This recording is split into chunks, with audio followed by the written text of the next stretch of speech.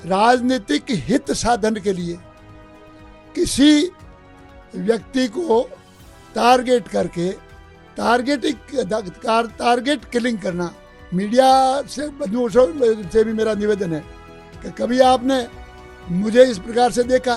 कार्य क्षेत्र मेरा नहीं, संभाग मेरा नहीं, ये सब कुछ भी नहीं है। इसके बावजूद पार्टी के लोगों को, इन लोगों जिस तरह से मैंने उनकी सेवा की है, कोई निस्वार्थ भाव से की है, उनको ऐसा लगता है कि यार ऐसा कैसे हो सकता है। हमारा नकली खाद बीज प्रकरण को लेकर अलग अलग जगह पोस्टें वायरल हो रही है। आज हमारे साथ बातचीत करने के लिए पब्बाराम जी फरोदी विधायक है, इनके पीओ का भी नाम आ रहा है। सर, आपके ऊपर भी कई आरोप लग रहे हैं, उसको लेकर क्या कुछ कहेंगे? कल 2-3 दिन से सोशल मीडिया और काफी पोस्टें भी वायरल हो रही है। निश्चित तौर से ये दुर्भाग्यपूर्ण है। हमारी सरकार करप्शन के विरुद्ध में जीरो टॉलरेंस करप्शन के लिए जीरो टॉलरेंस रखती है, और इसी को लेकर के सरकार द्वारा ही अपॉइंटेड बीज निगम के डायरेक्टर को एसीडी के द्वारा गिरफ्तार किया गया है। वरना तो कांग्रेस के समय में तो एक सरपंच को भी नहीं गिरफ्तार कर सकते थे। तो ये इस सरकार की करप्शन के प्रति जो जीरो टॉलरेंस है उसको दर्शाता है। रही बात, वो बीज निगम का डायरेक्टर था जुगल किशोर, वो रहने वाला बीकानेर का है, बीकानेर से नहीं रावड़ा का है। यहाँ का प्रकरण नहीं है, संभाग भी हमारा और उनका अलग है। न हमारी उनसे कभी बात होती हुई। आप एसीडी वालों को ही मेरा चैलेंज है कि आप मेरे सारे कोई कहीं पर कोई मेरी उनसे बात हुई हो, कहीं से कोई बातचीत हुई हो, कोई बात बता दे। अब कौन कब क्या कर बैठेगा, हमारा बेटा क्या करके आएगा, या आप लोग बार बार से क्या करके आएगा, ये किसको पता चले। निश्चित तौर से वो गणपत उनके झांसे में आया और उनके करियर का काम कर गया होगा, तो इसका मुझे इल्म नहीं है, परंतु करता कोई है। और मीडिया ट्रायल पब्बाराम का हो रहा है, ये दुर्भाग्यपूर्ण है। अपने राजनीतिक हित साधन के लिए किसी व्यक्ति को टारगेट करके टारगेट किलिंग करना, ये दुर्भाग्यपूर्ण, मन को दर्द देने वाला है। आज कितनी पीड़ा के अंदर हूँ मैं, कितने दिनों से मैं इस चीज़ को सहन कर रहा हूँ। कोई कुछ कह रहा है, कोई कुछ कह रहा है। मैंने शुचितापूर्ण अपना जीवन व्यतीत किया है। मैं एक सिपाही के रूप में पहले भर्ती हुआ हूँ फौज के अंदर। मैंने 71 की बार युद्ध मैंने लड़ा है पुंछ में, सीमा के ऊपर, पश्चिमी सीमा के ऊपर 71 का युद्ध।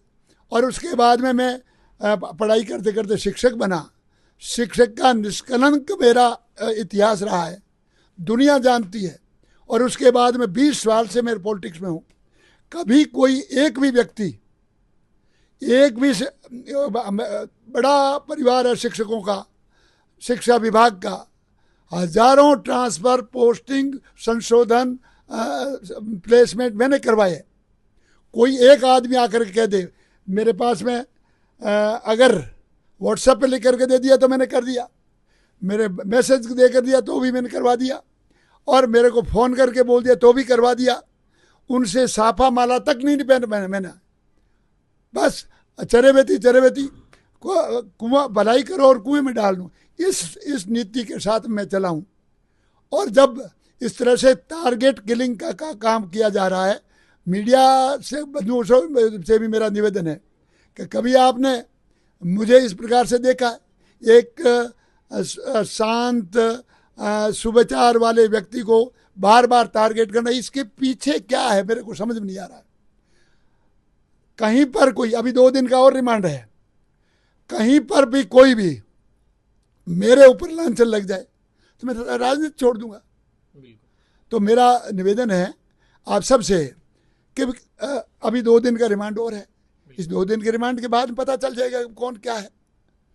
तो जिस गणपत ने उनके साथ मिल गया और उसका उपयोग उन लोगों ने कर लिया, मैंने उसको निकाल दिया अपने पीए से, पद से। 2 दिन पहले बातचीत हुई, उसमें भी आपने क्या कार्य मुक्त कर दिया गया? 31 मई को 31 मई को मैंने लेटर लिख करके भेज दिया मैंने अध्यक्ष जी को। आप विधानसभा सचिवालय से पता कर सकते हो। तो इस परिस्थिति में अगर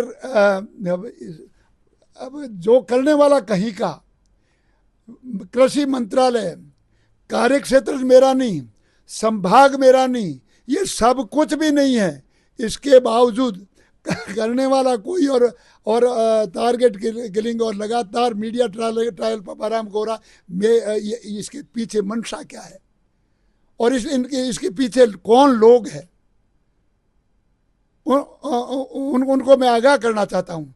इस प्रकार की हरकत नहीं करवानी चाहिए, आप लोगों को इस तरह से नहीं करना चाहिए। किसी व्यक्ति का इस स्तर में अगर करते हैं तो ये दुर्भाग्यपूर्ण है। एक और सवाल है, उसको भी है जो पूछ लेता हूँ, क्लियर कर देता हूँ। जैसे बताया जा रहा है कि वो गणपत है जो निजी सचिव था, 8 साल से रह रहा है, रिश्तेदार भी है, और उसको लेकर बताया जा रहा है जो उनको गिरफ्तारी हुई थी वो है जो आवास पर हुई थी जयपुर। आवास पर कोई भी जेल से छूट करके आ जाए, मुझे पता चलता है कि वो जेल से छूट करके आया। आवास पर वो वहाँ पर रहता था, अपना सामान लेने के लिए आया। आवास पर आने वहाँ से ले जाने से वहाँ से कुछ बरामद हुआ हो, वहाँ से कुछ ले, या हमने रोका हो कि इसको हम देंगे नहीं, तो बात कीजिए। हम अब सुपुर्द कर दिया गया, उनको सुपुर्द कर दिया गया। जाओ जा करके पूछताछ करो उससे, जो भी आता है उसको वो जिम्मेवार होगा।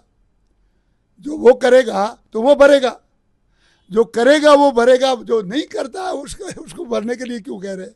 ये सब आज इतने दिनों से बीज निगम का काम है। बीज निगम का निदेशक पकड़ा गया, उसके ऊपर पर्सपास राशि पकड़ी गई और टारगेट पबाराम को। ये दुर्भाग्यपूर्ण स्थिति है। ऐसी राजनीति में, कलुषित राजनीति किसी भी व्यक्ति को नहीं करनी चाहिए। एक और भी सवाल है। जिस तरह से मैं 2 दिन से यहाँ पर देख रहा हूँ, फलोदी की जनता, यहाँ के जो कार्यकर्ता है, उनको लेकर जो पक्ष में भी पोस्टें लग रही है, विपक्ष में भी पोस्टें लग रही है, तो पक्ष वाली पोस्टें ज्यादा आ रही है सर। मीडिया के बंधुओं के ऊपर मेरा पूरा भरोसा है। ये प्रजातंत्र का चौथा स्तंभ है और मैं समझता हूँ जब पूरी स्थिति क्लियर होगी तो निश्चित तौर से जिस तरह से मेरे पार्टी के लोग मेरे पक्ष में खड़े हैं ना, उस तरह मीडिया भी खड़ा रहेगा। ये मुझे पूरा विश्वास है। पार्टी के लोगों को, जिस तरह से मैंने उनकी सेवा की है, कोई निस्वार्थ भाव से की है, उनको ऐसा लगता है कि यार ऐसा कैसे हो सकता है पबाराम, आज एकदम इस तरह से कैसे हो सकता है।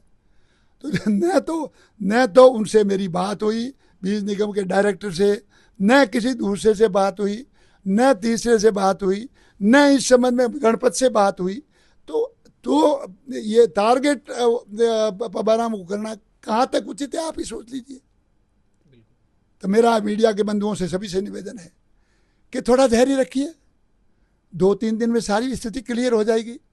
कहीं पर मेरी भी कोई वॉइस होगी, डिटेक्ट कर रहे थे वो, अगर किसी से बात की होगी तो वो भी सामने आ जाएगी। पबाराम ने ये कहा और वो किया, वो सब आ जाएगा। वो तो जांच का विषय, वह जांच का विषय है और जांच के अंदर हम किसी प्रकार का डिस्टर्बेंस नहीं करना चाहते। जो करता है, जब कहता हूँ ना, ये जीरो टॉलरेंस के ऊपर चलने वाली सरकार है, भजनलाल जी की सरकार है। आपको पता, पिछली बार कितने 400 के करीब RAS, IAS और बड़े अफसरों को किस प्रकार से उनके ऊपर 16 CC की नोटिस जारी किए, उनको सस्पेंड किया गया, अनेक तरह की कार्रवाई की, कईयों को बर्खास्त किया गया, कईयों की पेंशन रोकी गई। कितना बड़ा काम किया। तो निश्चित रहिए आप, इसमें भी खंगालेंगे तो पूरा सच सामने निकल करके आ जाएगा। और ईश्वर से प्रार्थना करता हूँ कि जो लगातार मुझे टारगेट कर रहे हैं, उनको भी ईश्वर सद्बुद्धि दे कि किसी भी, अभी पिछले दिनों एक हमारी महिला थी, सोशल इन्फ्लुएंसर, उसको ट्रोल किया तो उसको वो मरने तक की हद तक चली गई। अब अंदाज़ा लगाओ, किसी व्यक्ति को जो सच्चा आदमी हो उसको इस प्रकार से लगातार ट्रोल करना, ये दुर्भाग्यपूर्ण घटना है, दुर्भाग्यपूर्ण बात है। मेरा सभी मीडिया बंधुओं से निवेदन है, जो पीछे रह करके इस प्रकार के इनपुट्स देते हैं ना, उनका तो अपना निहित स्वार्थ है। आप इससे दूर रह करके बिल्कुल स्वतंत्र पत्रकारिता के माध्यम से अपनी बात को रखें, और मैं चाहता भी हूँ कि आप इसको रखें। और आप मुझे मीडिया के ऊपर, हमारे भारत के मीडिया के ऊपर पूरा विश्वास है कि वो न्यायपूर्ण भाषा के साथ में बात करेंगे। देखिए, निश्चित तौर पर मैं आपको बता दूं, ये हमारे साथ पब्बा राम जी से खास मुलाकात थी। इनका कहना है कि जांच का विषय 2 दिन के बाद सारी डिटेल है जो आपके सामने आ जाएगी। ऐसी तमाम जानकारी अपडेट्स के लिए हमारे साथ बने रहे। मैं रिपोर्टर अनिल सेन।